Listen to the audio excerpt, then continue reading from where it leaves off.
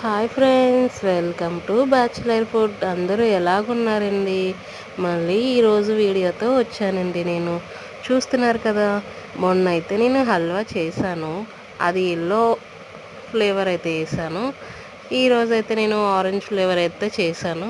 చూస్తున్నారు కదా, మీరు కూడా ఇదే ప్రాసెస్లో మీరు కూడా ట్రై చేయండి. ఎంతో క్రిస్పీ హల్వా ఇది. ఫస్ట్ నెయ్యి వేసుకొని జీడిపప్పు కిస్మిస్ వేపేసుకోవాలి. దాని తర్వాత దాంట్లో నూక వేసి మనం బాగా వేగించాలి. అలానే వేడి నీళ్ళు బాగా కలపాలి. అందులో వేసి మనం వేడి నీళ్ళు పోసుకుంటూ బాగా కలుపుకోవాలి. ఎందుకంటే అది ఉండలు కట్టేస్తుంది కదా. అలానే ఒక కప్పు పంచదార కూడా వేసుకోవాలి. నేను ఆరెంజ్ చేశాను కలర్ అయితే. మొన్నైతే నేను ఎల్లో చేశాను. చూస్తున్నారు కదా, అలా కలుపుతూ ఉండగా నెయ్యి అయితే చాలా పడుతుందండి. నెయ్యి వేస్తూ అలా కలుపుతూ ఉండాలి, లేదంటే ఉండలు కట్టేస్తుంది హల్వా. చాలా బాగా వచ్చిందండి. మీలో ఎంతమందికి ఇష్టం హల్వా అంటే?